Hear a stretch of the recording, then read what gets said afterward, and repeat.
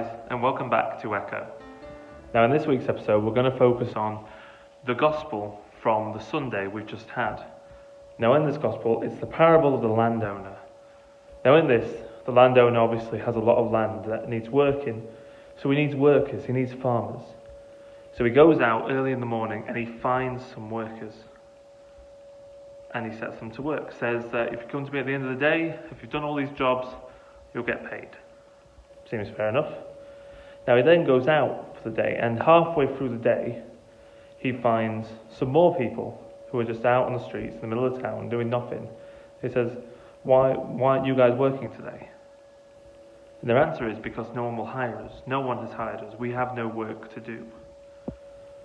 So the landowner's response is, then head to my land, work my land, and then come to me at the end of the day and I will pay you.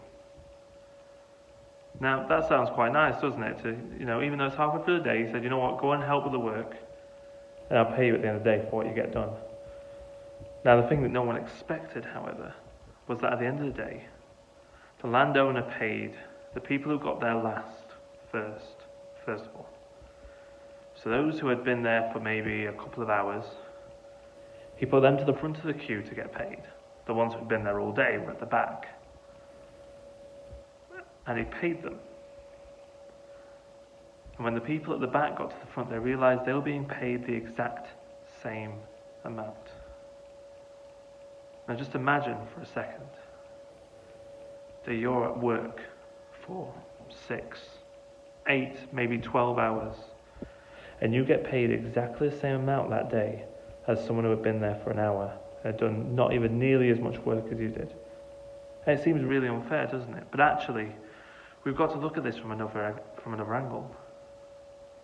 The landowner needed a job doing, a specific job that only certain people could do.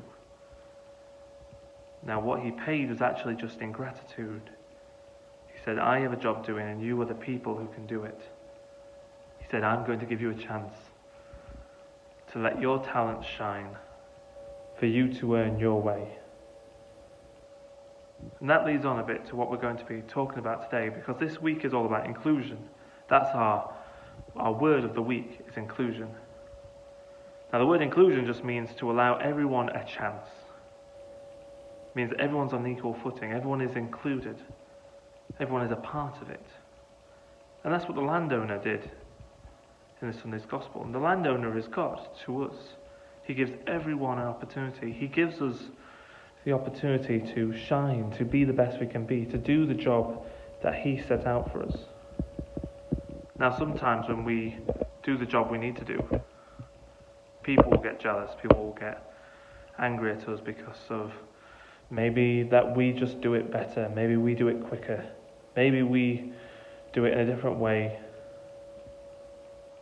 But God says, I have a special job for you and I want you to do it. That's why the landowner went out to look for people, not just for anyone, but the right people. And God has a special job for each and every one of us. All of us have a special job that he is picking for us now. Now in the real world, when you want to get a job, especially these days, you have to write something that's called a CV. Now a CV is basically a piece of paper or two that basically tells a boss or an employer everything about you. So all the things you're good at, all the things you might need a bit more help with, all of your family details, like where you come from, what your story is, and it gives the boss, gives the employer a chance to get to know you a little bit. So they can think, right, I want to meet this person some more and see if they can do the work, the job I assigned for them. So what we're going to do today is we're going to create our own CV. So as you can see, this should be the CV sheet that you have somewhere in your classrooms. As you can see, there's a nice little bit there for you to make a self-portrait of yourself, give yourself some really cool hair and a nice t-shirt. Maybe you want to put yourself in a tie, really impress everyone. And then we want your name and age, very important. The employer want to know, what's your name and how old are you? Then we've got a few boxes to tell God about, and also the people around us as well. So who's in our family? So we might have mums and dads, aunts and uncles, brothers and sisters, maybe a family pet. Maybe we've got people who are like so close to us they are like family. Then down here we've got friends. Now friends is really important because friends are the family that we choose. So who are the people we choose to spend our time with? Do we have just friends at school? Do we have friends outside of school, at like clubs, friends from church? Or maybe our family will also be there as well. Maybe our family and friends cross over a little bit.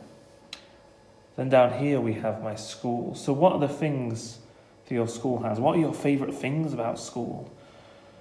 Do you have a favourite lesson? Do you have a favourite teacher? Are you part of any of the school teams or any of the school clubs?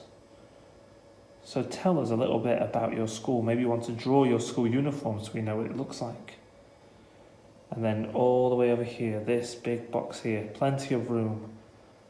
I want you to tell me all about your gifts and talents. So what are the things that you are really good at? So are you a really good footballer? Are you really good at maths or really good at drawing? Have you got a brilliant sense of humour and can tell really good jokes? Do you make people laugh?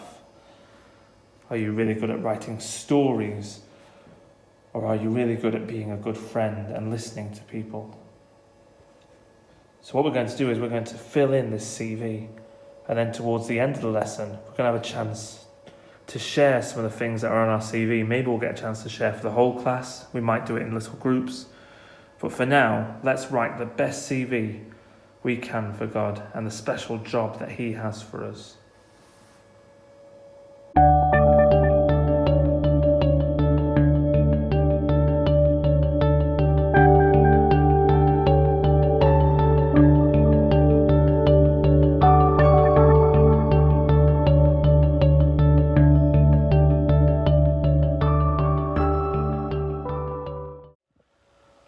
Now, the amazing thing here is that we don't need to apply for jobs when it comes to God and what He has planned for us. Because He's already put us there. He already knows we're going to do that special job. He just needs us to believe it. You see, most people have to go to an interview. They have to sit there and try and convince someone that I'm the best person for a job. I had to do it to become the chaplain here in the High Peak. I had to convince all the head teachers that I was the best person for the job, that I could do the job well. We don't have to do that for God. We don't have to convince Him of anything because He already knows. He knows the answers to everything we put on our CV. He knows how amazing we are already. But what He wants is for us to know how amazing we are as well. He wants us to discover our own brilliance and our own amazingness. Just like in that story with the landowner, when he sent those people in and they were much later than everyone else, and he paid them the same. He said, your work is just as valuable. Your time is just as valuable. You have spent, maybe not as long here as everyone else, but you have put as much effort in. You have put your all into it, and I value all of it and all of you equally. And that's the point of inclusion, that God loves us all unconditionally and equally. He loves me as much as the person in the next room. He loves you as much as He loves the person sat next to you and the person sat behind you. This week's weekly theme is inclusion. Our task is to write a CV and apply for the great job and the great task God has for us. What we need to come away from today knowing is that we've already got the job. The important thing for God is that we know why we have the job, why we're amazing, why He thinks we're brilliant, and why He loves us so much. So write and draw and fill your CV with so much colour that anyone would be desperate for us to work for them. I'm Chris, the High Peak Chaplain. God bless.